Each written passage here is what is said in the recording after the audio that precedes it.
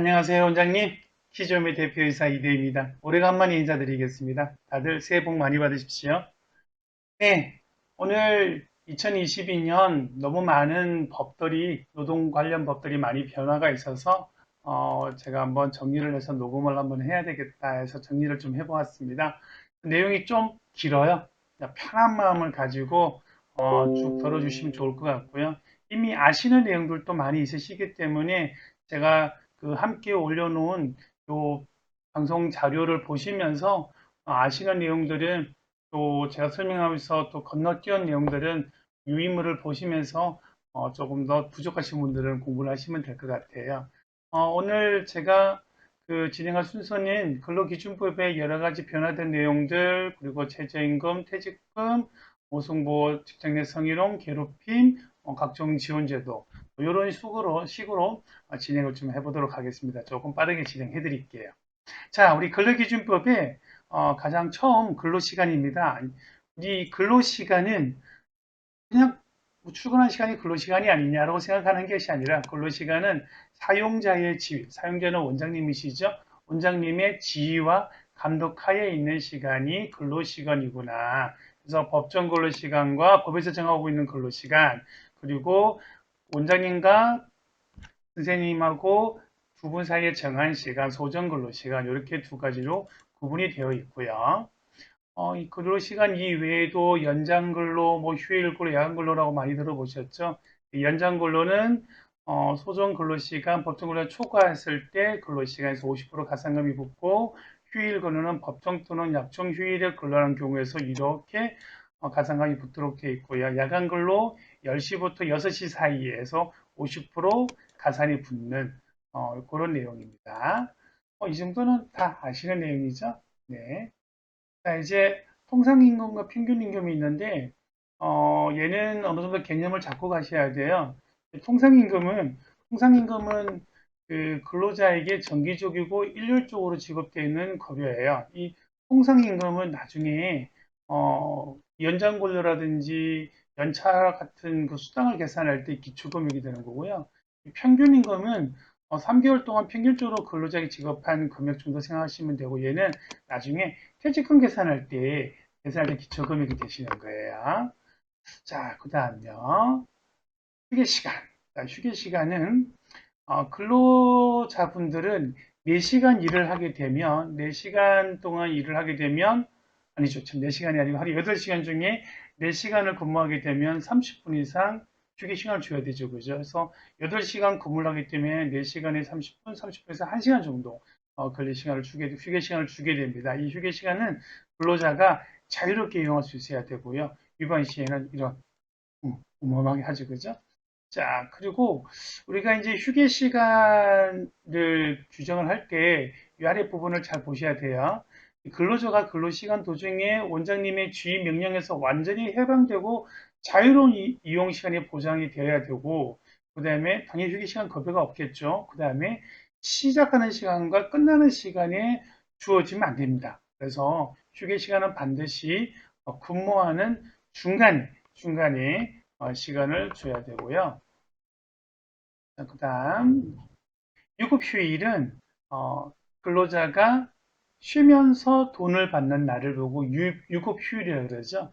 그래서, 보통 5일 동안 일을 하게 되면 하루에 유급휴일이 주어지는 제도가 있고요. 그 다음, 작년까지만 하더라도 공휴일은, 빨간 날은 공무원들만 쉬었잖아요. 하지만 원래 2022년부터는 이제 공휴일도 그 5인 이상 사업장은 공휴일도 이제 유급휴일로 변경됐습니다. 그래서 우리가 이제 연차대차 서비스라 그래가지고 나중에 제가 다시 한번 설명드릴 건데, 공휴일을 쉬고 근로자에게 연차를 그 공휴일로 대체하는 합의가 과거에 했었는데, 이제는 올해부터는 보시면 하시면 안 돼요. 네, 하시면 안 돼요. 왜냐하면 공휴일 자체가 이제는 근로자가 쉴 수 있는, 돈을 받고 쉴 수 있는 유급휴일로 바뀌었기 때문에 그렇습니다. 자, 그리고 이제 유급휴일과 관련해서 지금 한 가지 내용 중에 좀 여러분들에게 알려주고 싶은 거는 뭐냐면, 우리가 이제 주 5일 근무를 하잖아요. 5일 근무를 하고 그래서 월화수목 금을 근무를 했어요. 그래서 다 출근했기 때문에 뭐 토요일이 일요일이다 하루 내가 정한 날짜를 유급휴일을 쉬었어요. 자, 그런데 하루 결근을 했어. 하루 결근했어. 그러면 저기 4일 출근 안 했으니까 쉬면 안 되겠나 출근해. 네, 이건 안 된다는 겁니다. 네, 주중에 결근이 있더라도 무급휴일은 부여를 해 주셔야 됩니다. 돈과는 상관이 없습니다. 어, 급여공제는 빠졌기 때문에 주휴수당 줄 필요는 없어요. 이거 뒤에 가서 다시 한번 설명 한번 드릴게요. 자, 다음 근로관계 종료. 이제 근로자가 우리 원을 그만두는 퇴직이 있고요. 퇴직이 있고 그 다음에 우리 원에서 도저히 안 돼서 해고하는 경우가 있고 또 자동으로 계약기간 만료나 소멸하는 제도가 있다는 거. 이제 수정만 그냥 알고 있으면 될 것 같아요. 그다음요. 해고. 어, 해고는 해고는 누구나 다 자유롭게 시킬 수 있는 것은 아니에요. 알고 계시겠죠, 그죠? 그래서 해고를 할 때 일정 기간 동안 해고를 할 수 없도록 규정한 것이 있습니다. 주로 출산 전후 육아나 이런 업무상 부상이나 이럴 경우에는 해결을 할 수가 없다는 거 내용 한번 읽어보시고 자, 해고는 반드시 근로자의 생계보호를 위해서 30일 전에 해고 예고를 하셔야 됩니다.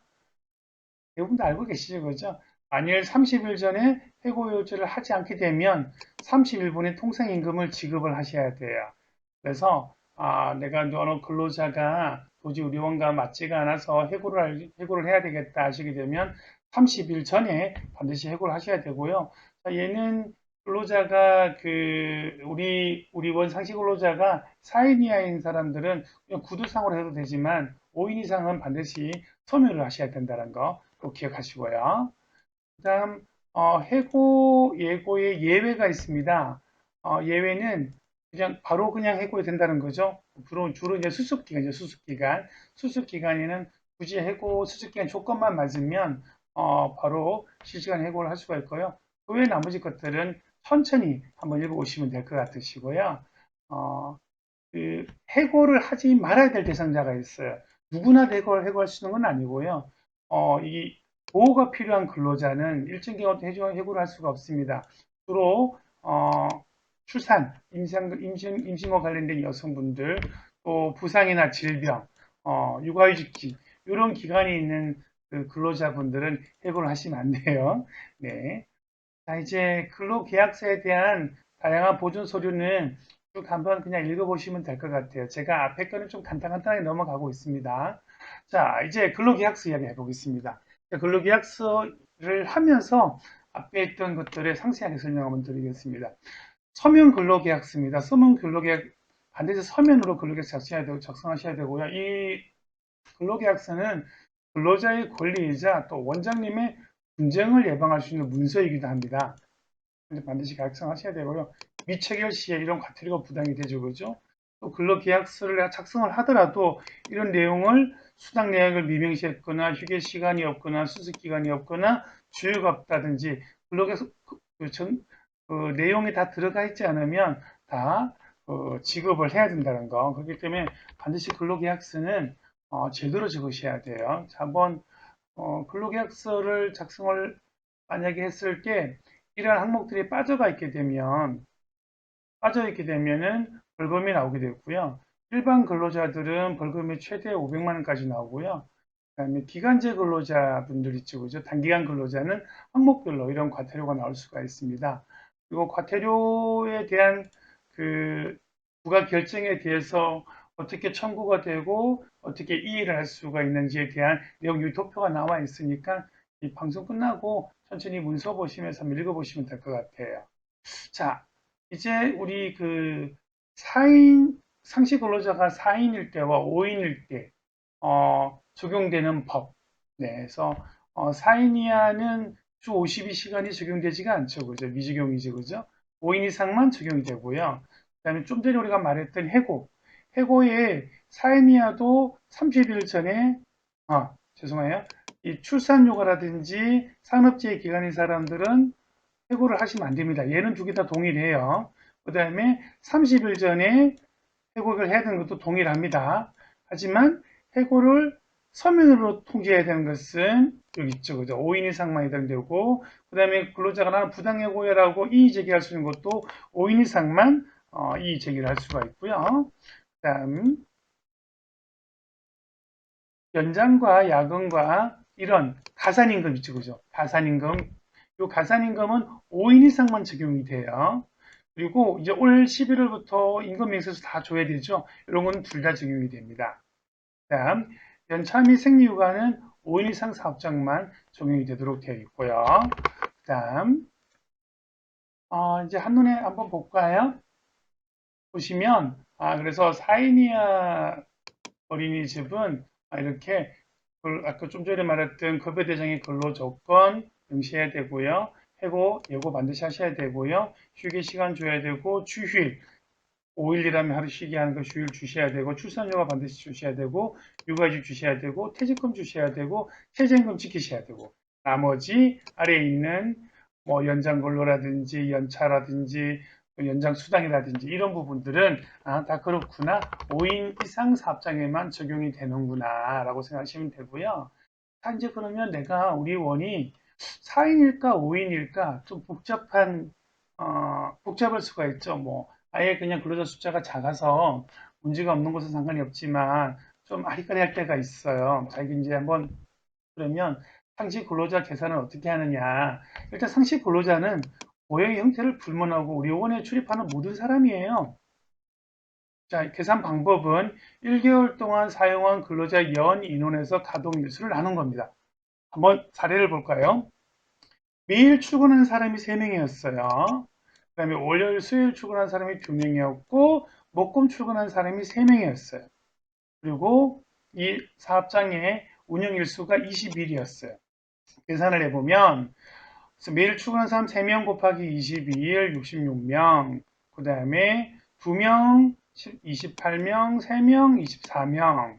이렇게 검열수를 다 곱한 거죠. 하면 총 그리고 나서 요걸 다 더해요. 다 더하고 나누기 20을 하니까 상시근로 숫자는 5.36명이 나옵니다. 자, 그러면 여기는 5인 이상이기 때문에 5인 기준을 적용을 시켜야 되겠죠. 그죠?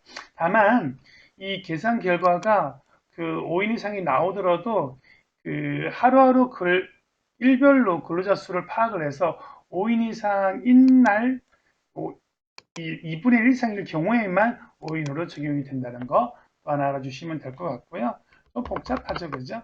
네, 그래서 그 가정 어린이집에서 근로자가 이제 보통 한 4명 정도 많이 3명에서 4명 많이 있잖아요. 그래서 4명 정도 있는 그 가정 기준은 거의 5인이 될 확률이 좀 높아요. 왜냐하면 뭐 치사라든지 그 방과후 교사가 막 오고 막 그럴 수 있기 때문에 그 1학년 되는 4인이지만 4인 이상은 좀 웬만하면 저는 그냥 5인으로 그냥 기준을 적용하는 게 맞을 더 편하다고 저는 생각을 하고 있어요. 자, 이제 조금 이제 실물을 좀 보면서 실제 샘플을 가지고 이제 좀 전에 위에서 공부를 했던 법적인 이야기 한번 해보겠습니다. 자, 근로계약서 직접 작성해야 되는 거죠, 그죠? 자, 저희 키움에 있는 근로계약서를 가지고 제가 한번 상세하게 설명을 드리겠습니다. 자, 어린이집과 근로자가 근로계약을 체결을 합니다. 근로계약 체결할 때 가장 중요한 거 계약 기간이 있죠, 그죠?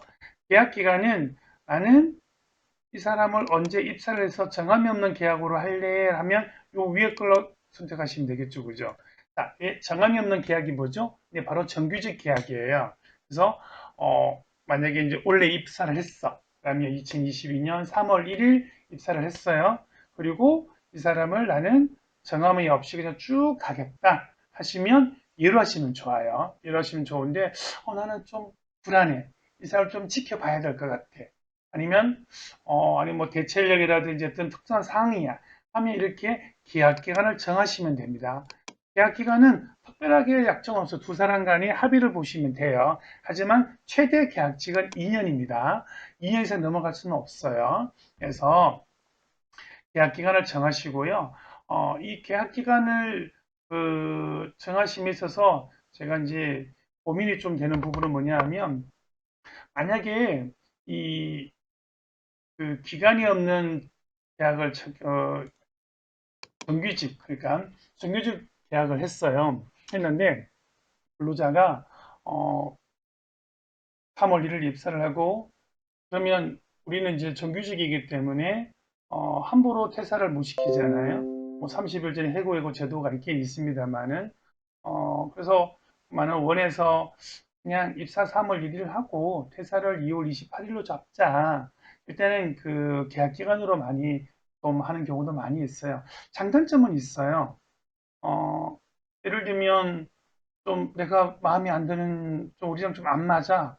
근데 또 중간에 해고해고 하자니 좀 그렇고, 왜냐하면 해고해고는 잘못하게 되면 각종 지원금을 받는 데 있어서 우리가 문제가 생길 수가 있거든요. 그렇기 때문에 그 감원 방지에 걸리기 때문에 지금 해고해고를 하지 않는 게 사실 좋단 말이에요.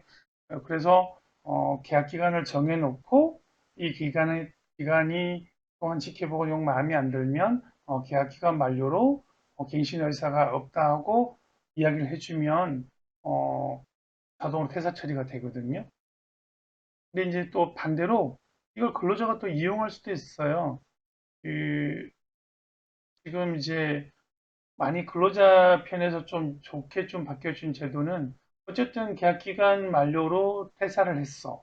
1년 딱 되고, 그죠? 3월 1일 입사해서 2월 말 퇴사하게 되면 1년 근무했잖아요. 그럴 때 퇴직금 발생을 하죠. 발생을 하고, 그 다음에 실업급여 타는 거죠. 계약 기간 만료로 퇴사하게 되면 실업급여를 탈 수 있는 조건이 되거든요.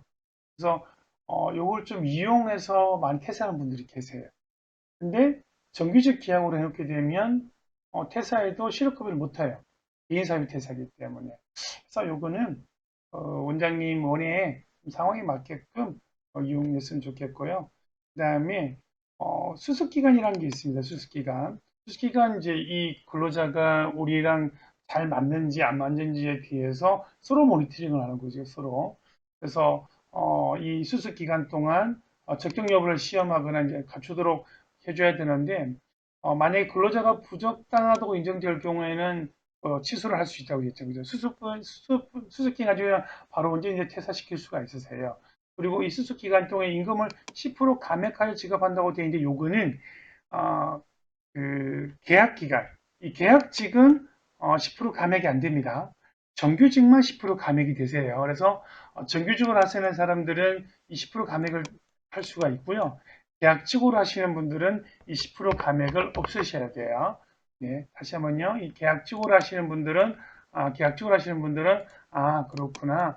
이 10% 감액을 하면 안 되는구나. 꼭 기억하시고요. 자, 그다음에 이 수습 기간인 사람들을 내가 좀 보니까 우리랑 좀 안 맞는 것 같아. 이 사람을 내 마음대로 그냥 당신 안 맞으니까 내일부터 나오지 마. 이게 가능한가요? 그렇게 하시면 안 돼요. 그죠? 네, 반드시 평가표가 필요해요. 수습 사원에 대한 능력이나 자질이나 법규나 주변 동료의 관계들을 평가하는 나름대로의 평가표를 가지고 근로자를 수습 기간 중에 평가를 통해서 그 내분을 퇴사시킬 수가 있으세요. 그래서 요 기억하셔가지고 평가표 한번 보여드릴까요? 예, 이런 평가표. 반드시 뭐 이 평가표를 쓸 필요 있는 건 아니고요. 그래서 객관적인 평가표를 만드셔서 사용하셔도 돼요. 죄송합니다. 사용하셔야 됩니다. 이 평가표는 엑셀로 P점의 자료실에 보면 만들어져 있습니다. 죄송합니다. 자, 이제 근로계약서의 제4조 근무 시간이죠, 그죠? 자, 이분의 근무 시간을 언제로 할 건지, 소정 근로 시간은 언제부터 언제까지, 하루 몇 시간, 한 주 몇 시간이죠, 그죠? 예, 요런, 소정 근로가 하루 근무를 정확하게, 근로계약서에 표기가 되어야 됩니다, 그죠? 자, 그 다음에, 근로시간 도중에 1시간의 휴게 시간을 부여하고, 그 다음에 근로자는 이를 자유롭게 이용할 수가 있고 미사용 시에서는 반드시 통보 인증을 받아서 다른 시간 휴게 시간 사용하도록 한다. 문구가 추가되어 있죠, 그죠? 그냥 근로자가 나 못 쉬었어요라고 막 항변을 하기 때문에 이런 문구를 추가해 두었습니다. 그 다음에 어, 그 우리가 일을 하다 보면 야간이라든지 휴일이라든지 이럴 때 일을 할 수가 있잖아요. 그죠? 이럴 때, 동의하에, 동의하에 한다라고 해서, 이거 체크하도록 했고요. 지금 저희 근로계약서는 동의인이라고 해서, 있는 부분들은 근로자보고 다 이름 적고 사인 적게끔 다 하셔야 됩니다. 자, 이렇게 해서 표로 보게 되면, 월요일부터 금요일까지 9시에서부터 6시까지 하는구나. 휴게 시간은 저는 가급적이면 3시부터 5시 중 1시간을 많이 권장합니다. 어린이집은 아시다시피 12시부터 1시까지 이런 휴게 시간 할 수가 없죠. 아이들 그 식사 지도를 하셔야 되기 때문에 그래서 3시부터 5시 중에 1시간은 자유롭게 네가 편하게 바깥에 나가든지 자유시간을 이용을 해라라고 이렇게 휴게 시간 명시를 하고 있고요. 이걸 한 달로 한 달로 보게 되면 209시간 왜 209시간인지는 나중에 다른 걸 통해서 아시면 될 것 같고요. 혹여나 이분이 그 연장 근로가 있어 휴일 근로가 있어 야간 근로가 있으면 일주일에 몇 시간 휴일 근로 몇 시간 해서 한 달에 얼마인지도 입력을 해 두셔야 됩니다. 입력을 해 두셔야 되고 자, 그 다음에 상기 소중 근로시간 외에 조기 출근하거나 일찍 오는 거예요. 그죠? 또 혼자 휴가 근로하거나 자, 이제 이런 다툼들이 좀 많이 생겨요. 그래서 저희는 아예 문구를 넣어두었어요. 그래서 이 근로시간 이외에 조기 출근이나 추가 근로 시는 반드시 원장님에게 사전 허가를 듣게 해야 됩니다. 예, 이를 행하지 않을 경우에는 근로시간을 인정하지 않는다라고 해서 저는 항목을 좀 추가해 두었습니다. 이런 다툼 제가 종종 보거든요. 하기 때문에 추가해 주시는 게 굉장히 유리하세요. 유리하시고. 그다음, 이제, 다음, 이제 세 번째 장을 한번 보도록 하겠습니다. 어, 휴일 이야기 한번 해볼게요.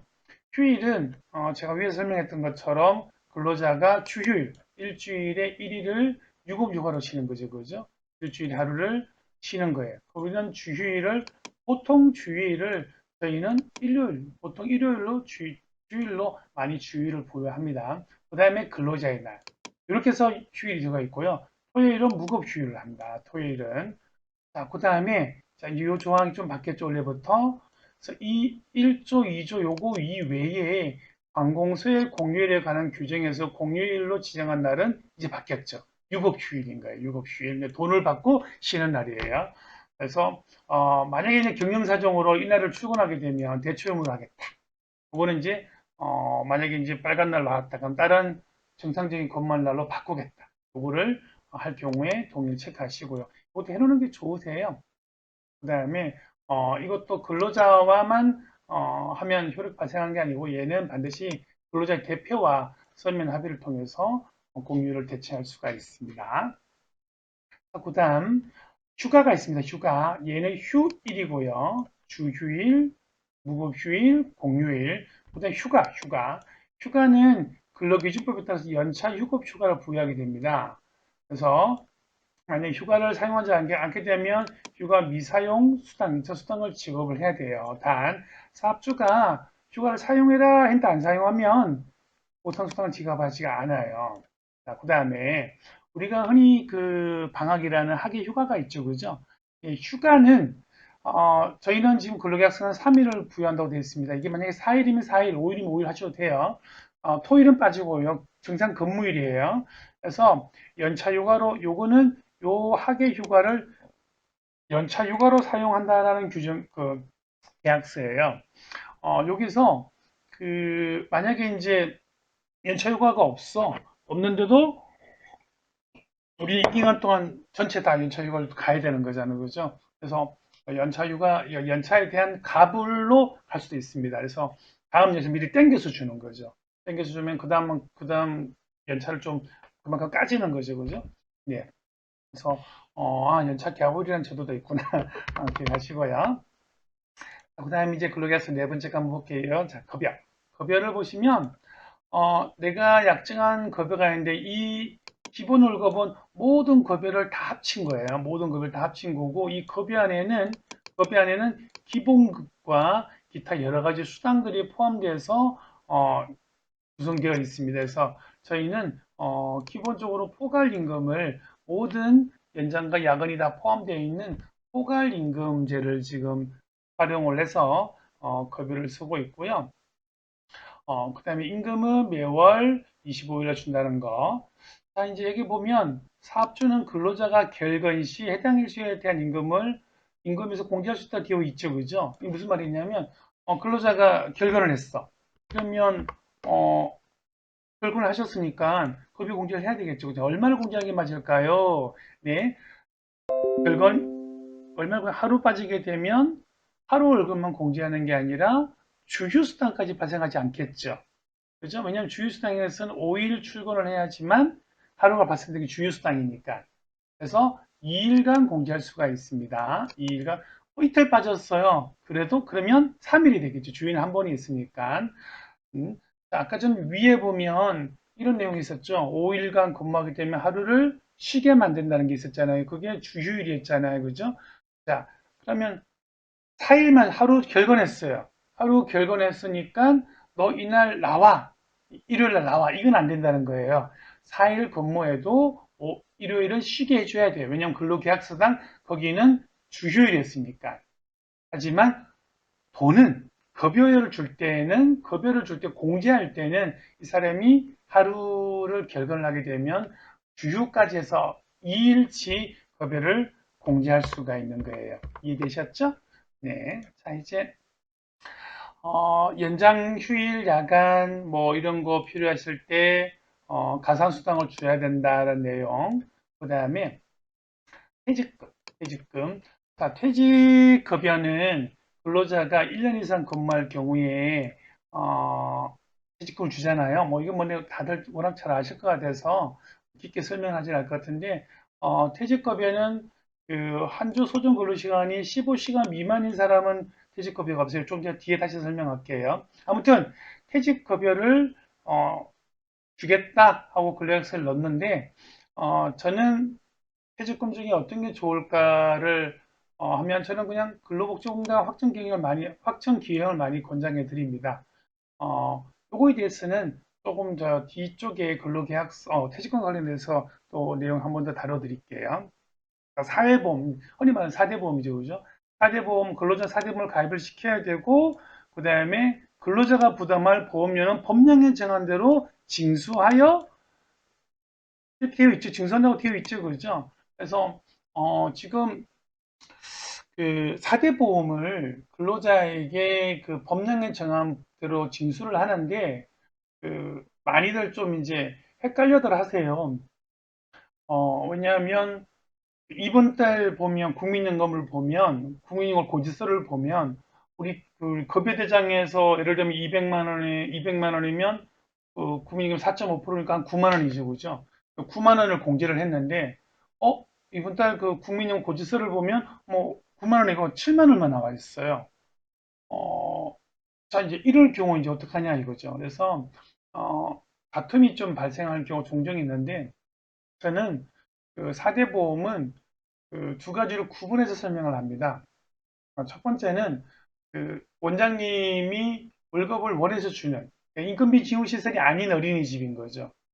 어, 아닌 어린이집에서는 어, 그 근로자에게 4대 보험 공제하는 거는 그냥 공제하는 것은 현재 내가 주고 있는 급여 기준으로 공제를 하세요. 그래서 건강보험하고요. 그다음에 장기요양보험하고 고용보험. 요 세 가지. 요 세 가지는 내가 이번 달 월급을 200을 줘. 그러면 200에서 법정 부담해야 될 보험료 쪽을 공제를 하고요. 국민연금만큼은 국민연금만큼은 이번 달 나온 고지서 금액대로 공제를 하셔야 돼요. 근데 다행히도 국민연금은 매년 7월이 되면 국민연금 금액이 정해져요. 고지 금액이 정해지기 때문에 한 번 정해지면 7월에서 그 다음에 6월까지 똑같거든요. 그래서 그렇구나. 7월 달 돼서 바뀐 국민연금을 보고 7월 달만 보면 국민연금만 좀 입력해 주시면 돼요. 나머지 그 금액은 똑같으니까. 그러나 그 외에 건강보험하고 장기요양 고용보험은 내가 현재 내고 있는 금액대로 공제를 하면 돼요. 꼭 그 근로자가 건강보험제 좀 많이 낸 거 아니에요? 라고 이야기를 하면, 우리는 지금 나오는 고지서는 좀 작게 나왔다 하더라도 이게 내년 2월에 보수총액 신고를 통해 가지고 선생님의 1년치 급여를 계산을 해요. 총 1년치 급여가 얼마지? 이거면 나왔죠. 그리고 내가 그 1년치 급여에 맞는 건강보험료가 나오겠죠. 그리고 그동안 건강을 냈던 보험료가 있겠죠. 예, 그럼 빼기 하면 금액이 나오겠죠. 그 금액을 4월에 청구가 나온 거예요. 그래서 뭐 우리가 4월에 보면 건강보험료 폭탄 막 그런 말이 있죠. 그죠? 예, 이게 그때 나오기 때문에 그런 거예요. 그렇기 때문에 언젠간 그 돈 내셔야 되는 거예요. 내셔야 되는 거기 때문에 지금 급여 공제할 때 현 급여 기준으로 공제하는 게 맞습니다. 고용보험도 마찬가지입니다. 하지만 그리고 요거는 이제 그 인건비를 지원받는 반 일반 민간이나 가정 어린이집에 이렇게 많이 적용하시고요. 그다음 인건비를 좀 지원받는 시설, 국공립, 그죠? 이런 것은 이런 것은 국공립 어린이집은 어차피 이제 나라에서 월급을 받고 또 그 많은 시군구 담당 그 공무원분들이 공무원분들은 월급을 받을 때 사대보험료를 그 현재 내고 있는 고지서 금액 기준으로 공제를 하고 급여를 받거든요. 그러다 보니까 이런 걸 잘 모르세요. 모르다 보니까 왓슨은 이거 왜 이게 그 급여 그 이번 달 고지서에는 건강보험료 예를 들면 7만 원 나오는데 왜 공제는 8만 원 했느냐 따질 수가 있어요. 그렇기 때문에 인건비 지원받는 시설들은 매월 매월 나오는 사대 보험료를 보고 공제를 하고 있습니다. 근데 저는 그게 좀 그게 뭐 탐탁하지는 않아요. 왜냐하면 인건비 지원 시설의 공제 금액을 반드시 그렇게 하라는 법적인 조항은 없습니다. 법은 근로자가 부담해야 될 보험료를 법령에 정한 대로가 이게 법이거든요. 그래서 정상적인 뭐 일반 민간 가정처럼 그렇게 공제하셔도 문제는 없어요. 하지만 원장님 입장 또 원장님도 이제 급여를 받는 입장이시다 보니까 이왕이면 사대보험 좀 적게 공제하면 급여가 좀 많겠죠. 그렇기 때문에 보통 국공립 어린이집은 현재 내가 내고 있는 급여 기준으로 그 고지서 기준으로 공제를 많이들 하세요. 이해되셨죠? 자, 아직도 그 사대보험료를 공제하지 않고 그냥 다 원해서 내는 경우가 있어요. 아직도 그런 분들이 계시더라고요. 저는 제발 좀 안 그랬으면 좋겠습니다. 네, 반드시 사대보험은 서로서로 반반 공제를 하셔야 됩니다. 자, 이제 마지막 장입니다. 마지막 장. 마지막 장 중에서 내용 중에서 뭐 일반적인 기밀례나 이런 내용인데 제일 마지막 한번 읽어볼게요.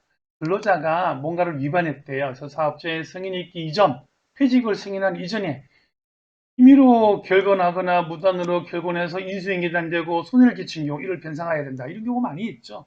저도 이런 질문 진짜 많이 받아요. 속상해 막 가버렸어요. 어떡해요. 막 그래서 그 어떻게 뭐 피해를 줄 수 없느냐라고 막 이야기하는데 실제로 저희가 한번 좀 그 작년에 좀 큰 사고가 하나 있었어요. 있어서 실제로 민사소송을 한번 진행해 봤습니다. 근로자와 상대를 해봤는데 굉장히 어렵더라고요. 손해배상 청구를 입증하기가 굉장히 어렵더라고요. 그래서 저는 여러분들에게 이 두 가지를 좀 이용을 하라 그럽니다. 그래서 근로자를 입사를 받을 때 인보정을 세우거나 아니면 요즘 보정이 좀 힘들죠. 그죠? 부모님 보정이 좀 힘이 드니까 가장 쉬운 게 신원보정보험 정권을 끊어서 오라 하는 거예요. 한 1,000만 원 정도라도. 그래서 신원보정보험 정권은 많이 비싸지는 않거든요. 1년 해봐야 뭐 1,000만 원 해봐야 얼마 안 될 거예요.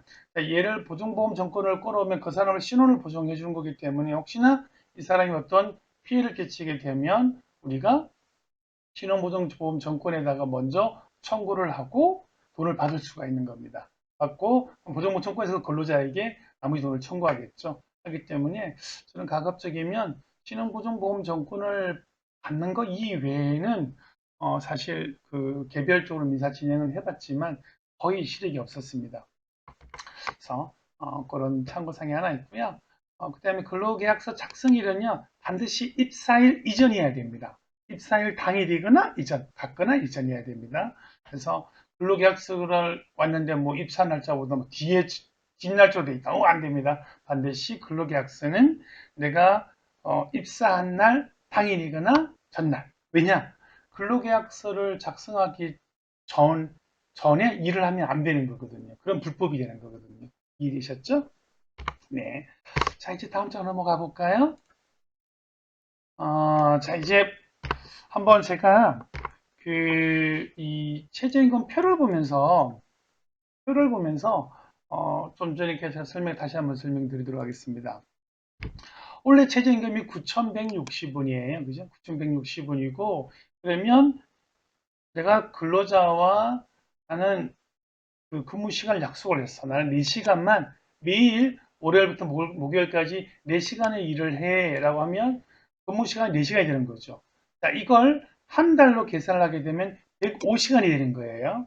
정확하게는 104.28 얼마가 나오는데, 어, 지금 우리가 월 소정 근로 시간은 반올림을 하기 때문에 104시간도 사실 맞아요.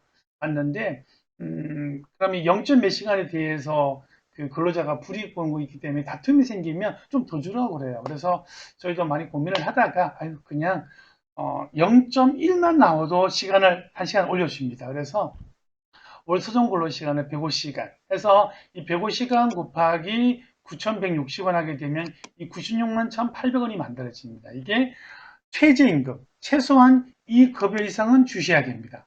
이해되셨죠? 자, 그다음 우리가 근무 시간을 보면 월 60시간 미만은요. 여기 60시간 미만은 주휴가 없어요. 주휴가 뭐죠? 5일을 일하면 하루를 쉬는 거죠. 이 주휴가 없어요. 60시간 미만은요. 그다음 60시간 미만은 고용보험이나 산재보험을 의무로 가입할 필요는 없어요. 의무할 필요 없어요. 근데 저희는 이게 고용보험이 지금 넣어놨죠. 네. 산재보험도 입력을 해놨을 수도 있어요. 왜 이렇게 도냐 하면, 어, 60시간 미만 근로자라도 우리 원에서 혹시나 그 산재 사고가 발생을 하게 되면, 피해액이 엄청나게 크거든요. 그렇기 때문에 혹시나 이런 사고가 발생하거나 또 요즘에는 고용보험 제도가 바뀌어서 그 아침에 출근하는 길에 다쳐도 이게 산재 처리가 돼요. 또 많은 분들이 뭐 실업급여나 다양한 것들에 대해서 니즈들이 있기 때문에 저는 가급적이면 고용보험 좀 넣어주는 게 좋다라고 하는데 아무튼 법적으로는 60시간이면 고용보험 가입을 안 해도 상관은 없습니다. 자, 그리고요. 자, 이게 60시간 이상은 주휴가 발생하죠, 그죠? 그 다음에 4대 보험은 의무입니다. 의무. 그 다음 1년 이상 근무 시 퇴직금 또 의무입니다. 그러면 60시간이면 퇴직금 안 줘도 되네요? 네, 맞습니다. 그죠? 자, 그 다음에, 자, 급여를 볼 때, 예를 들면 지금 하루 8시간 근무하게 되면 한 달 209시간이에요. 209시간에 최저임금이 9,160원에 209시간을 곱하면 191만 4,440원이 나와요. 자, 그러면 여기에서 법적인 4대 보험 요율은 여기 나와 있죠. 이걸로 가지고 계산한 금액이 이 금액이에요. 이 금액. 하지만 건강보험과 장기요양과 고용보험은 인건비를 지원 안 받는 민간 가정에서는 요것대로 공제를 하시고요. 그 다음에 인건비를 지원받는 시설은 매월 나오고 있는 고시스들을 하시면 되고요. 원래 새로 들어온 신입 근로자들은 이 금액대로 하면 되겠죠. 그죠? 해서 실금액이 이렇게 나오겠죠. 그죠? 자, 여기서, 제가 그 팁을 하나를 드리면, 국민연금은요, 매월 1일 날 입사한 사람들은 당월 국민연금료가 나와요. 그러나 2일 이후에 입사한 사람들은 국민연금 건강보험은 그 1일 입사한 사람 다 나오거든요. 하지만 2일 입사한 사람들은 그 당월 국민연금 보험이 안 나와요. 그래서 만약 나는 2일 이후에 입사를 했는데 그달에 국민연금 납부를 하고 싶어 하면 꼭 신고하실 때 당월 납부 희망을 체크하셔야 됩니다. 그래서 요런 그 최저임금 시간표를 잘 보시면 좋으실 것 같으세요. 요거를 하나 더 출력해 주셔가지고 우리 기존 공지사항이 다 있으니까 거기서 출력해 주셔서 비치해 주시면 될 것 같고요. 자, 이제 중요한 급여명세 습니다. 급여명세서 교부가 의무화됐죠. 11월 19일부터 시행됐습니다만은 거의 뭐 올 1월부터 다 보시면 될 것 같고요. 이 급여명세서에는 반드시 이 사람이 언제 입사했는지, 그 다음에 생년월일, 이름, 이런 것들이 나와야 되고요. 그 다음에 여기에 급여를 주는 직업에 대한 항목들이 다 나와줘야 돼요. 그리고 공제에 대한 세부 항목, 그리고 이 연장과 야간에 쓰게 되면 연장과 야간에 대한 금액이 나와줘야 되고, 여기 이 연장과 야간에 대한 세부 시간까지 나와줘야 돼요. 그래서 총 근로 시간과 총 근무일수가 나와줘야 되고, 그 다음에 근무 시간으로 했을 때 연장에 대한 금액과 시간이 나와줘야 돼요. 굉장히 복잡하죠, 그죠? 어, 이 표를 손을 대지 마시고요. 여기 있는 내용은 다 나와야 됩니다. 그렇기 때문에 저희도 그 과거의 급여명세서에 좀 그 과거 급여명세서 좀 이렇게 했어요. 그 원에서 주는 돈하고 그 다음에 나라에서 주는 돈을 합쳐서 4대 보험을 빼기 전 총급여를 가지고 제가 그동안 많이 이야기를 했었는데, 이제는 법적 급여명세 의무화가 되면서 이 자료가 나중에 그 노동부의 다툼이 생길 때 모든 법적 근거 자료가 됩니다. 그렇기 때문에 거기에 굳이 정부에서 주는 돈을 막 넣어가지고 자칫 잘못하게 되면 통상임금이 막 올라갈 수도 있고 굉장히 복잡한 문제에 휘말릴 수가 있습니다. 그래서 이제는 급여명세 사안에 정부에서 주는 걸 다 빼시는 게 맞습니다. 지금 일부 몇몇 경기형 막 지자체에서 보면 급여명세서에 막 그걸 넣어놓으셨던데, 아마 옛날 제 강의를 보고 막 그렇게 해놓으신 것 같은데 안 됩니다. 제가 예상컨대는 분명히 그렇게 해놓게 되면 계산상 여러 가지 오류를 범할 수가 있습니다. 범할 수가 있기 때문에 급여명세서는 이제 이 표를 가지고 전국 통일시키십시오. 그게 맞아요. 그게 맞을 것 같아요. 자, 그 다음, 어, 이 명세서를 주지 않았을 때는 과태료가 이렇게 나옵니다. 아직까지 이렇게 나온 데는 그게 있는지는 잘 모르겠어요. 급여 관리가, 급여 명세서 만든 게 어렵죠. 어려워요. 어려워서 저희 키즈홈에서는 이런 서비스를 하고 있습니다. 그래서 엑셀로 만들지 마시고, 계산하지 마시고, 중간중간 입사했을 때 그 사람 입사한 사람이 급여가 얼마인지 계산하지 마시고, 저희가 만들어 드립니다. 그 다음에 4대 보험료 저희가 조회해드리고요. 두루리 저희가 조회해서 매월 급여대장을 만들어서 20일까지 만들어서 원에 원장님께 알려드립니다. 그러면 이제 출력만 하시면 되세요. 아시죠? 이 급여관리 서비스 유료니까 신청하시고요. 아끼지 마세요. 그거 돈을 아끼다가 나중에 더 낭비 보는 일 정말 많이 보거든요. 저희 키즈홈에서는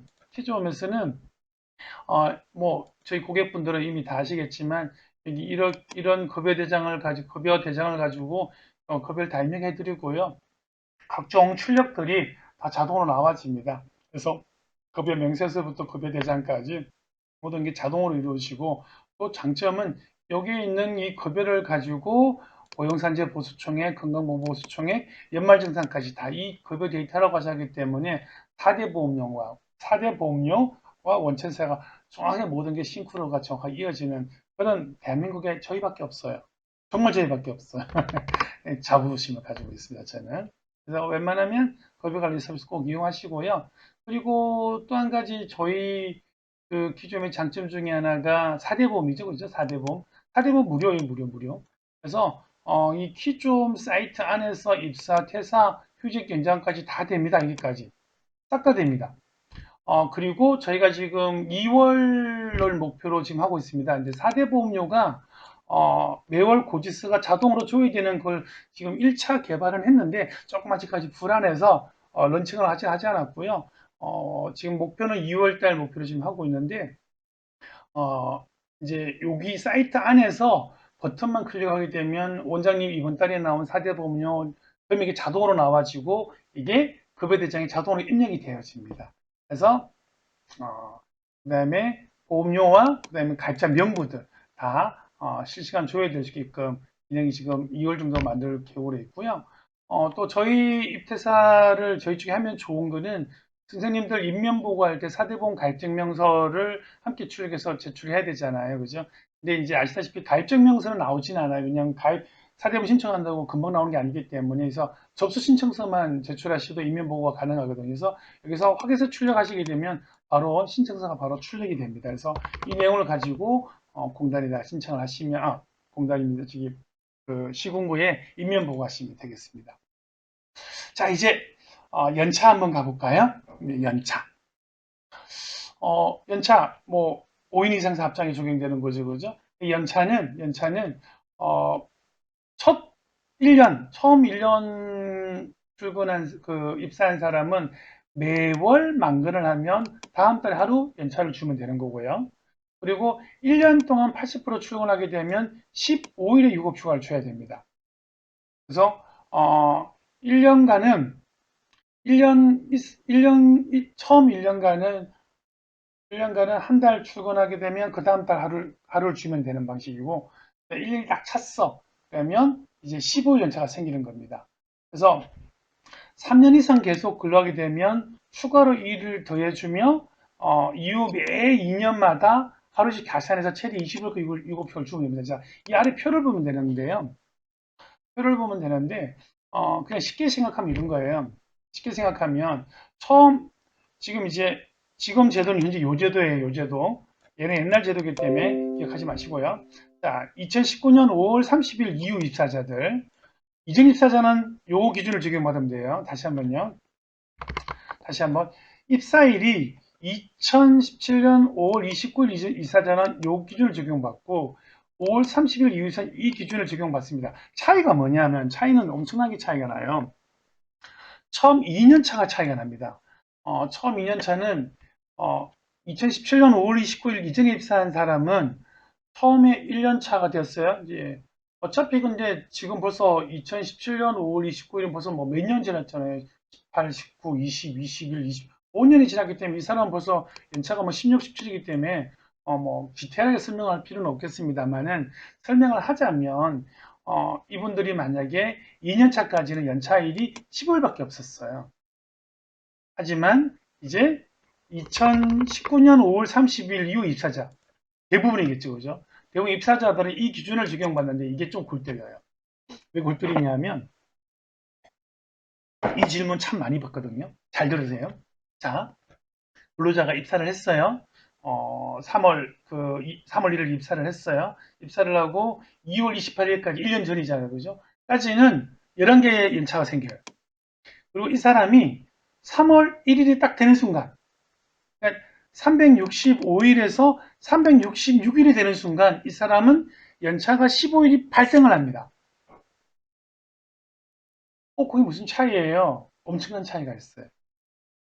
자, 만약에 이 사람이 367일 날 퇴사를 했어요. 그러면 이 사람은 연차가 총 몇 개예요? 1년차 11일 더하기 2년차 15일 총 26개 연차가 발생을 해요. 그러면 26개 가운데서 내가 연차간 날을 빼고 연차가지 않은 날을 수당으로 주셔야 됩니다. 근로자가 요청을 하면. 물론 근로자가 요청하지 않고 그냥 사직 쓰고 퇴사하면 괜찮아요. 왜냐하면 이 사람이 연차 남은 거에 대해서 안 쓰고 퇴사를 했으니까. 그죠? 근데 이 사람이 사직서를 적지 않고 원장님 저 이거 연차 수당 주세요. 주세요. 367일 됐네요. 그러면 27일에 연차가 발생을 합니다. 그죠? 그래서 근로계약 기간을 딱 1년으로 계약직으로 계약할 경우에는 계약이 끝났죠. 그러면 365일의 계약이 끝난 거잖아요. 끝났기 때문에 연차 16일이 발생하지 않아요. 그냥 11일로 정산하시면 돼요. 그러나 단기간 계약기간 계약이라 하더라도 366일이 되면 16일, 15일이 생기는 거죠. 이런 문제가 생겨요. 그래서 이게 법에 좀 사각지대인 것 같아요. 그래서 특히 어린이집은 1년 탁 채우고 퇴사하는 경우가 많기 때문에 그래서 뭐 계약직 근로계약서를 적으면 연차 문제에서는 좀 자유롭습니다. 11일만 주면 되기 때문에. 하지만 정규직 계약진 사람들은 딱 1년하고 366일부터 퇴사를 할 때는 좀 근로자가 양심이 있으면 이런 부분에 이의 제기하지 않지만 요즘 세상이 워낙 밝다 보니까 어, 딱 그냥 1년 채우고 한 1, 2주 정도 일하고는 연차 15일 다 쓰겠습니다. 연차 수당 뭐 그러면 15일 다 쓰고 15일에 퇴사하겠습니다. 뭐 이렇게 말하는 분들이 종종 생깁니다. 생기면 안 줄 수도 없고 그런 상황이에요. 네, 그런 일이 없길 바라야죠, 그죠? 자, 이제 연차 같은 경우에는 그럼 도대체 누가 연차가 얼마가 남았고 참 복잡하잖아요. 그래서 많은 분들 연차를 사실 거의 관리를 못 하세요. 해마다 연차 관리하는 방법이 회계 연도별로 하느냐, 뭐 사람별로 다양한 방법들이 있는데 그건 제가 여기서 논의하지 않겠습니다. 저희 키움에 가시면 여기 연차 관리 작성 방법 문서를 보기가 있고 설명이 되어 있습니다. 그래서 이렇게 연차 관련 이쪽에 사시게 되면 굉장히 좀 편리하실 거예요. 자, 이제 한번 사례를 보면서 어, 이야기를 한번 해보겠습니다. 입사 즉시 서면 근로계약서를 체결하지 않았습니다. 그래서 근로자 A씨는 입사 2일 만에 활동을 퇴사한 이후 사업주를 미적성으로 동의제 신고했다. 어떻게 됐을까요? 네, 미작성으로 벌금 30만이 부과가 됐습니다. 왜 그럴까요? 네, 원장님 벌써 기억하세요? 선계약 후 출근입니다. 아시겠죠? 계약을 하고 출근하는 겁니다. 그래서 먼저 전날 오라는 이야기는 아니고 아침에 오셨으면 반드시 계약서를 줬고 그리고 일 현장에 투입하셔야 됩니다. 이런 경우 정말 많이 봐요. 그래서 꼭 기억하시고요. 그다음요. 어, 어린이집 야간 보육을 위해 A씨를 채용 시 가사순을 감안하여 책정하였는데 퇴사 후에 미직업했다라고 한 겁니다. 자, 이제 왜 그럴까? 이건 이제 왜 이런 문제가 생기냐면 근로계약서에 기본 시간과 야간 근로 수당을 안 적어놓은 거예요. 그냥 통째로 9,000원 적어놓으신 거죠.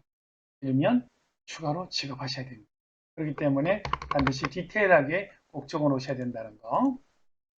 그다음에 휴게 시간, 근로계약서에 휴게 시간을 명시하지 않았다. 분명히 많이 쉬었어. 많이 쉬었어. 근데 휴게 시간 미지근이었다 하면 휴게 시간 주셔야 됩니다. 돈을 주셔야 된다는 거죠. 자, 그래서 그렇구나. 내용을 보시면 대부분 다 충분히 뭐 이해되는 내용들이실 거예요. 또 휴게 시간과 다르게 되어 있는 경우, 특히 이제 어린이집에 점심 식사 지도로 되어 있는데 휴게 시간 근로계약서 12시 안시로 되어 있었던 거예요.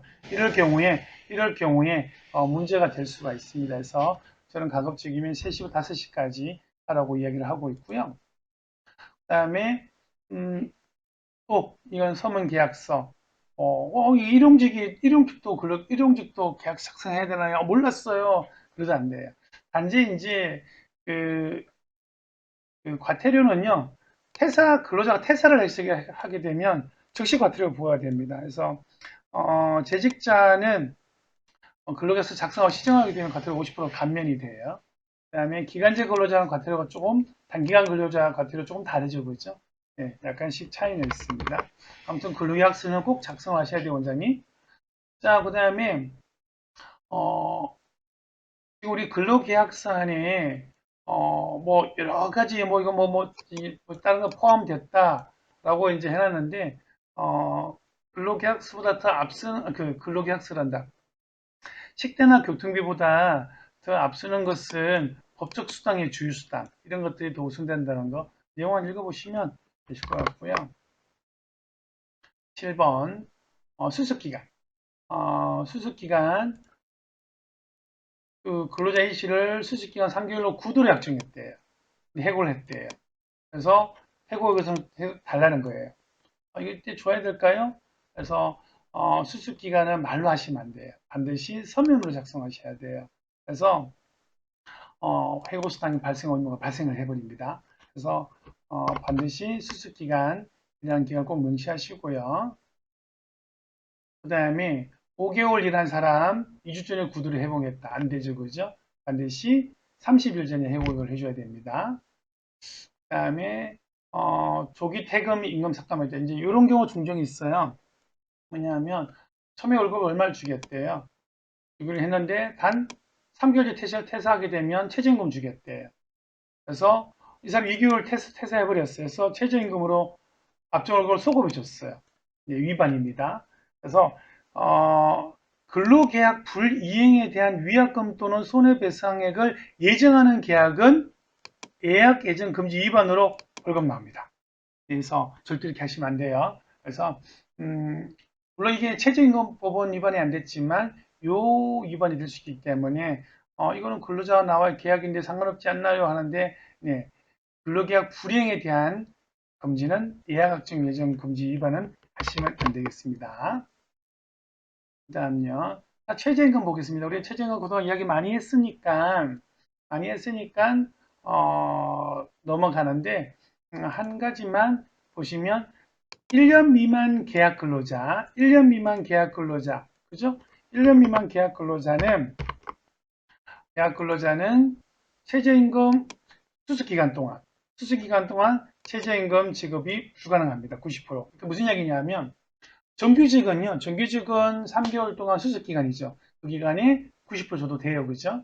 하지만 계약기간제는 90% 주시면 안 된다는 거. 아까 제가 근로계약서 설명할 때 설명이 제가 해드렸던 것 같아요. 그죠? 네. 그 다음요. 최저임금에 포함되는 거가 뭐가 있을까? 최저임금은 여러 가지가 포함이 되는데 그냥 쉽게 말하면 우리 원에서 주는 모든 급여가 다 최저임금이 포함이 돼요. 비과세, 차량비 다 포함해서. 그래서 산입되지 않는 내용들이 있는데 요거는 그냥 참고해 보시라고 내용 적어 두었고요. 최저임금을 줬어요. 너 작게 줬어. 그래서 아이고 나 이렇게 발견된 거예요. 그래서 합의했어요. 근데 하지만 최저임금은 반의사 불불제에 미행이 됩니다. 그래서 얘는 당사자가 합의가 있더라도 처벌을 피해갈 수가 없기 때문에 반드시 최저임금은 지켜주셔야 됩니다. 그 다음에 취업규칙은 근로자 동의 없이 상여금을 뭐 630% 바꾸는 거 안 됩니다. 자, 그다음 요거는 제가 지금까지 설명을 했던 부분에 넘어가도록 하겠습니다. 자, 이제 퇴직금 설명 한번 해볼게요. 이제 혼자 좀 지치시죠? 저도 좀 지치는데 힘을 냅시다. 파이팅! 자, 퇴직금은 퇴사하고 14일 내에 줘야 되고요. 퇴직, 퇴직금이 있고 14일 주는 돈이죠. 그죠? 퇴직연금에는 세 가지가 있어요. 퇴직연금, 어, 어린이집에서 금융에 적립하는 거죠. 확정급여가 있고 확정기여가 있고 IRP가 있습니다. 뭐가 좋을까요? 라고도 많이 물으세요.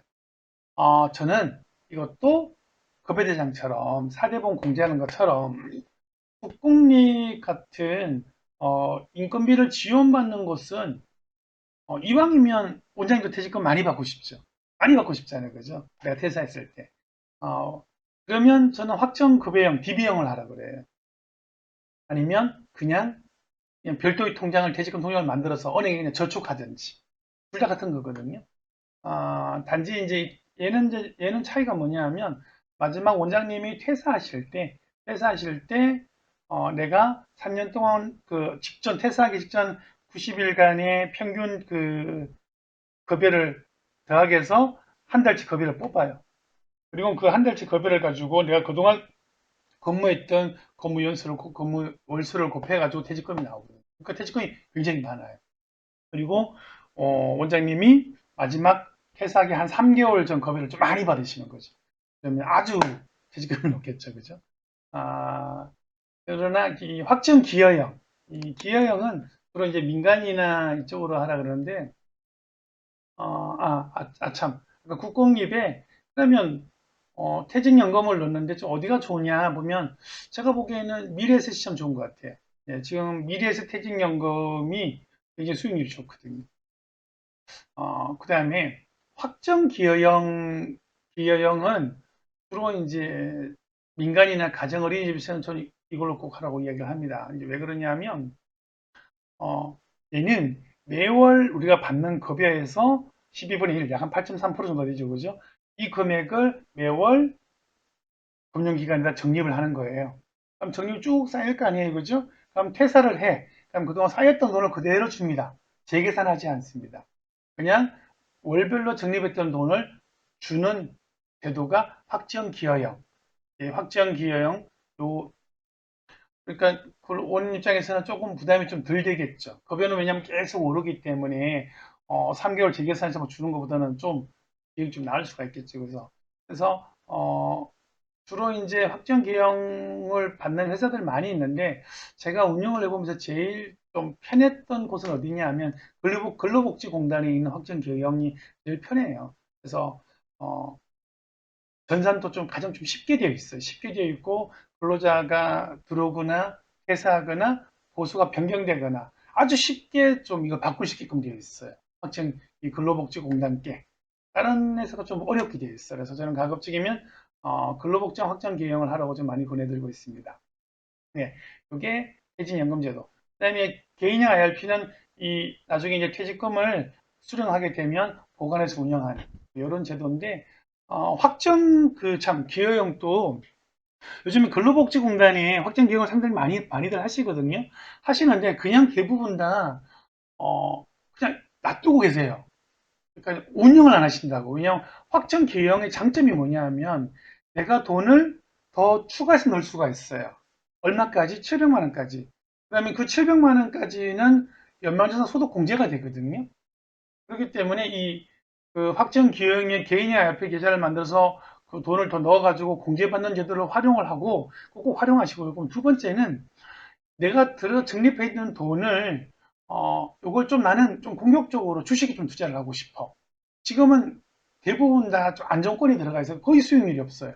뭐 아주 미비하더라고요. 근데 저는 지금 저도 근로복지공단에 제 퇴직금을 확정 기획 놓고 있거든요. 놓고 있는데 저는 아주 공격적으로 미래에셋으로 그 퇴직연금 운영을 하고 있습니다. 수익률이 아주 좋아요. 제 개인적으로 좋아요. 그래서 원장님들도 오래 계신 선생님들이 확정 기획 넣었다고 잊어버리지 마시고 각각 들어가서 내 퇴직연금을 운영하는 운영사 그 방법 이것도 다양하게 좀 정하시라고 저는 권장드리고 싶습니다. 자, 우리 키조홈에는요, 퇴직금 재단 자동 계산하는 그 프로그램이 들어가 있어요. 그래서 키조홈 급여대장이 있기 때문에 자동으로 퇴사일만 입력하게 되면 자동으로 퇴직금이 산정이 되어지고요. 그다음에 관련 서류들도 다 출력이 돼서 나옵니다. 퇴직금을 급여에서 포함해서 지급해 주는 거 안 되는 거 알고 있죠, 그죠? 네, 뭐 아실 것 같아서 넘어가겠습니다. 그다음에 퇴직금을 마음대로 중간에 인출해 준다. 이것도 안 돼요, 그죠? 네. 안 됩니다. 그래서 중간에 줬다. 나중에 근로자가 또 줘야 됩니다. 그래서 이 퇴직금 중간 생산되는 법적인 조건 이외에는 절대 지급하시면 안 되시겠습니다. 자, 노동시간 단축에 대해서 설명 한번 드릴게요. 뭐 쉽게 설명하면 그렇구나. 작년 7월부터 이제 5인 이상 사업장은 주 52시간 의무가 됐습니다. 5인 미만 사업장은 만 18세 미만의 18세 미만의 연속 근로자만 일주일에 35시간만 적용이 되고요. 다 아시는 내용 같아서 좀 넘어가도록 하겠습니다. 자, 모성보건의 직장.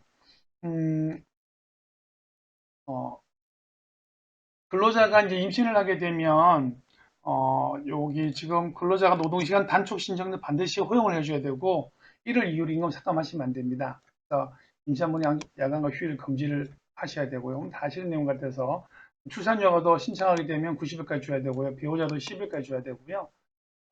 절대 동일한 업무와 동등 수준을 해줘야 된다는 거. 육아휴직 만 8세 만 8세 이하 초등 이하의 자녀들까지는 허용을 해줘야 된다는 거, 또 육아휴직 중 해고에 대한 불리한 처우는 금지해야 된다는 거, 뭐 이거 워낙 다들 알고 계신 내용이어서 읽어보시면 될 것 같고요.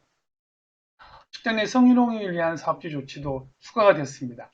네, 한번 내용 읽어보세요. 네, 성희롱 됐을 때 원장님들이 어떻게 해야 되는지, 그 다음에 사업주의 조치가 어떤 것들이 있는지, 그래서 내용 읽어보시면 충분히 이해가 되실 것 같고요.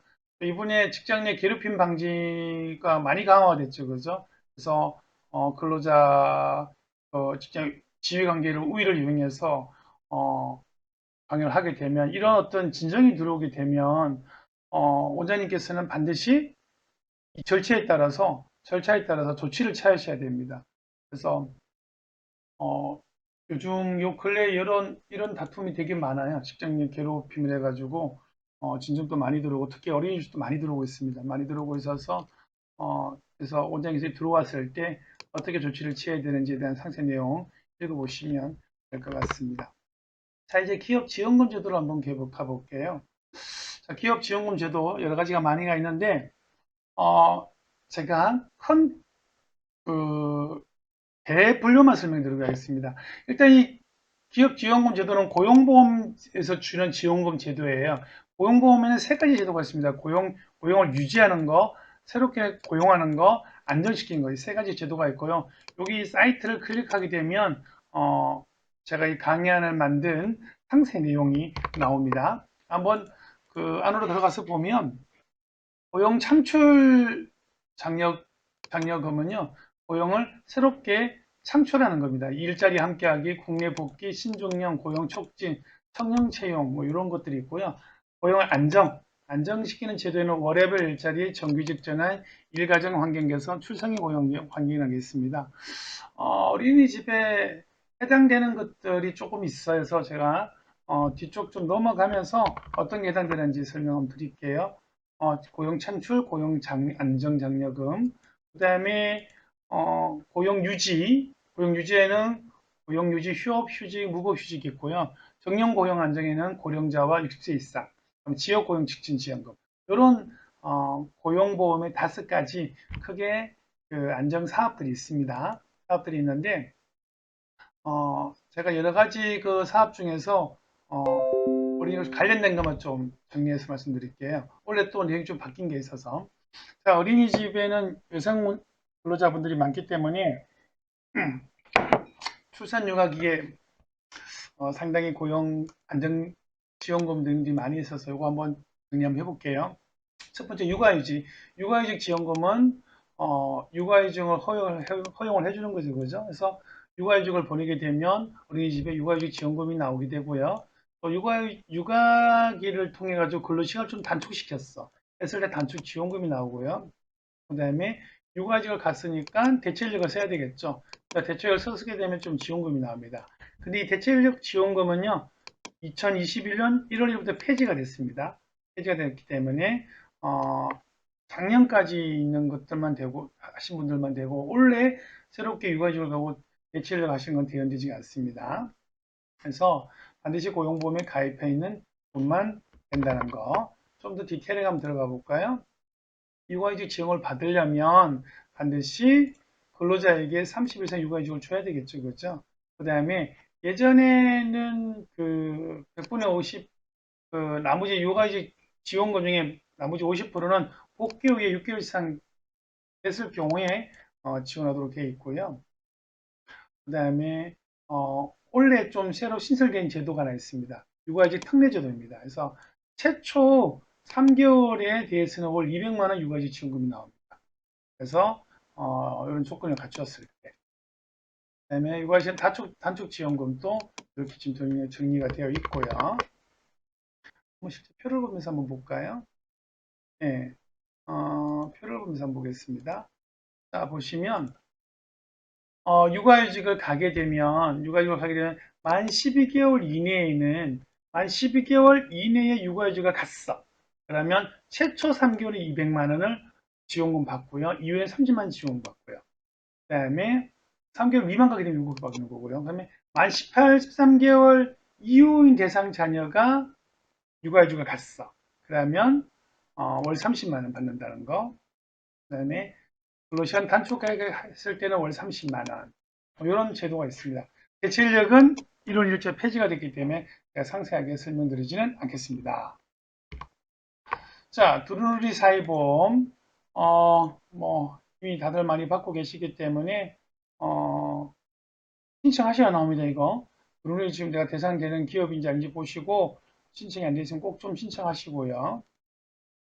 그 다음에 지원금 내용 중에 일자리 함께하기 지원이라는 제도가 있습니다. 노동시간 단축이라 해가지고, 요즘에 어린이집이 이게 좀 이슈더라고요. 어떤 분들 오셔서 강의하고 막 그러던데, 음, 어, 글쎄요. 일단 제가 설명을 드리겠습니다. 얘가 뭐냐 하면, 기존에 있는 근로시간을 근무시간 좀 줄이는 거예요. 단축을 하고, 그러면 누군가를 또 채용을 하는 거죠. 해서 근로자 수를 증가시키는, 요 목적이거든요. 그래서 일자리를 함께 하자는 이야기예요. 그래서 이걸 하려면, 협약을 좀 고치고, 그 다음에, 이 노동시간이 근무시간을 줄이는 사람이 제대로 줄였는지를 체크해야 되고 또 출퇴근 관리를 해줘야 되겠죠. 그래서 그 반드시 출퇴근 기록기가 반드시 있어야 되고요. 그다음에 근로자 수가 반드시 또 증가를 해야 됩니다. 그러면 이 증가한 근로자에 대해서 80만 원 정도 지원이 나오고요. 최대 100만 원까지 나오기도 하고, 이 근로자 감소한 것에 대해서는 40만 원을 지원해 주게 합니다. 그래서 이걸 정리를 하면 이런 거예요. 8시간 근무자가 있어요. 있는데 이 사람을 6시간으로 바꾸는 거죠. 6시간으로 바꿔가지고 일찍 퇴근시키는 거죠. 그러면 그 2시간 비어있는 시간을 딴 사람을 채용을 하는 거죠. 이렇게. 이해되시죠? 자, 어, 그러면 이제 지금 이제 근로자는 늘어났고, 한 사람 일찍 갔고, 이렇게 해가지고 이제 우리는 그 좀 일찍 간 사람에 대해서 임금이 감소했잖아. 그죠? 그래서 우리는 이 사람이 일찍 갔지만 급여를 좀 이렇게 줬단 말이야. 그래서 그에 대한 보전을 좀 지원받고, 새로 들어온 사람은 또 지원을 받고, 이렇게 지금 많이 하기 위해 이 제도를 좀 악용하는 분들 계세요. 이제 보육교사, 보육교사를 이렇게 하는 거죠. 보육교사를 6시간 하는 거죠. 아이들이 한 4시는 많이들 가니까. 그래서 4시에 간 것처럼 끊는 거고, 보육교사에게, 최저급여를 주는 거죠. 그리고는 우리가 이제 보육교사 초급교습비가 나오잖아요. 초급교습비는 8시간 근무해야 받을 수 있잖아요. 그래서 시공고에는 8시간 근무했다고 보고하는 거죠. 초급교습비 보조금 신청을 해버리는 거죠. 이렇게. 제가 보기에는 안 될 것 같습니다. 이거. 분명히 언젠가는 문제 터집니다. 문제 터지기 때문에 보육교사는 하지 마세요. 하지 마시고 정말 이렇게 하시고 싶은 분이 있으시면 보육교사를 제외한 나머지 근로자 그래서 시간을 줄이고 늘리고 뭐 그렇게 하시는 분들은 되지만 보육교사는 저는 강력하게 반대입니다. 자, 그다음에 이번에 이제 워라밸 일자리에서 근로시간 단축제로 해서 가족적으로 신청한 경우가 있습니다. 그래서 그 근로자가 내가 뭐 가족 돌봄이나 뭐 아프거나 뭐 등등의 이유로 나는 그 근로시간 좀 줄여주세요라고 이제 신청한 제도가 1인 사업장부터 모든 사업장 이 제도가 이제 시행이 됩니다. 되면 요청을 하면 원장님께 주셔야 되고 주시게 되면 그만큼 그 근로시간 줄어든 만큼 다른 사람을 쏘거나 막 이렇게 해야 되잖아요, 그죠? 그래서 이렇게 지원하는 제도가 있습니다. 제도가 있으니까 요거는 원에서 한번 읽어보시고 필요하신 분들 이용하시면 될 것 같아요. 그래서 지금 보시면 이렇게 단축을 청구하시는 사유가 나오고요. 그 제도도 설명이 나와 있습니다. 보다 이제 청년 추가 고용 장려금이라는 게 작년까지 있었는데 올해가 잘 시행이 안 됐습니다. 그래서 시행이 될지 안 될지 몰라서 이 부분 넘어가도록 하고요. 신용리 축하 본무 이것도 그냥 한번 읽어보세요. 예, 정규직은 또 마찬가지. 다음 유연근무제라고 있는데 집과 그 가정을 양립해서 하는 제도가 있습니다. 굉장히 복잡합니다. 자, 지금 우리 여기서 보면 다양한 제도들이 있었잖아요. 이런 제도들 정말 많이 있거든요. 다양한 제도들 여기 보면 상출금, 안정금 다양한 제도가 있는데 이런 것들이 우리 원에 시행할 만한 게 뭐 있을까? 나는 좀 시행을 하고 싶어. 하는 분들이 있으면 저희가 지금 이제 그 이성노무사랑 MOU 계약을 체결하고 원장님들께서 뭐 노무적인 궁금한 거라든지 나는 취업규칙이나 근로계약서 좀 작성하기 힘들어 좀 도움받고 싶어 뭐 이런 각종 지원금을 좀 대신해 주면 안 돼. 이런 것들을 대응할 수 있게끔 뭐 다른 보험회사나 이렇게 뭐 컨설팅하는 이런 회사들과는 저희는 일을 안 하고요. 저희는 노무사, 그 노무사도 전국적으로 이 협약이 되어 있는 노무사. 저희가 이제 노무사닷컴이라는 그 회사가 있습니다. 거기랑 이제 MOU 계약을 체결을 했고요. 예, 이미 체결했습니다. 했고, 현재 지금 4대 보험은 다 그, 쪽을 통해서 지금 신고를 하고 있죠. 그죠? 그리고 그, 전산 사이트를 지금 개발 중에 있습니다. 그래서 그 키좀 안에서 좀 전에 봤던 각종 지원금을 탈 수 있는 곳인지 아닌지 먼저 테스팅 해볼 수가 있어요. 해볼 수가 있고, 뭐, 출산 장려금이라든지 여러 가지 지원금도, 받을 수 있게끔 대행도 해줘요. 실제로 제가 저희 회사에 그 청년 채용을 한 직원이 있었어요. 있었는데, 한 명 직원이면 1년간 한 900만 원 정도 지원 받거든요. 근데, 어, 바쁘다 보니까 깜빡한 거예요. 아차 생각이 나서 청구하려고 했더니만 기간을 놓쳐서 청구가 안 됩니다. 요즘에는 다른 지원금이 기간이 있어요. 뭐 청년대열채용공제도 보면 입사하고 6개월이 지난 뒤에 1차 신청을 해야 되는 이런 제도가 있거든요. 그 기간을 놓쳐버리면 지원금이 안 나와요. 그렇기 때문에 이런 걸 대행해서 맡길 필요는 있어요. 필요가 있는데 웬만하면 노무사에게 맡기는 게 좋습니다. 그래서 지금 계획으로는 2월에서 3월 초에 런칭할 계획으로 있으니까 조금만 좀 기다려 주시고요. 이제 그 산업안전보건법은 여러 가지가 개편이 됐는데 이제 다른 거 기억하지 마시고요. 우리 요번에 출입하는 그냥 이제 그 파견한 사람들을 제외한 나머지 모든 사람들은 웬만하면 산재보험을 꼭 넣어주세요. 혹시나 원에서 그 다치거나 원을 오거나 가는 길에 다치게 되면 산재 처리가 될 수밖에 없거든요. 그러면 그 산재보험을 미리 가입을 안 해놓게 되면 그 피해 금액을 원장기 구상이 들어와요. 그렇기 때문에 가급적이면 산재보험은 꼭 가입하는 게 좋다는 거. 그것만 이 말씀을 드리고요. 이제 마무리 좀 해보겠습니다. 근로계약서 반드시 언제요? 네, 반드시 개시 전에 작성하셔야 됩니다. 아르바이트생 주 소정 15시간 이상 경우에는 무조건 주휴시장이 발생합니다. 아르바이트든 뭐든 간에. 그 다음에 내부 수리로 일시 휴업일 때 무급 처리 가능한가요? 70% 드려야 됩니다.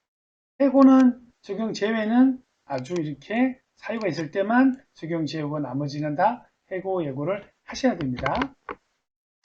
그리고요. 어, 그 이미 사업소득 발급 시에 고용보험은 그 최초의 사업소득 발급할 때는 성립신고와 함께 고용보험을 다 가입을 하는데 고용보험 가입 제외자는 65세 이후인 근로자 그 다음에 뭐 이런 규칙도 있고요. 근로자분들 입퇴사에는 고용보험 처리는 채용과 퇴사 모두 다 14일까지 반드시 해야 된다는 거 내용이 있습니다. 네, 긴 시간 강의 정도 감사드리고요. 좀 빠르고 부족한 게 있을지 모르겠습니다. 이해해 주시고요.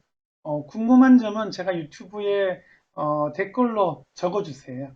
그러면 그걸 좀 취합을 해서 궁금한 것들만 모아서 따로 한번 녹음을 하거나 응대를 해드리도록 하겠습니다.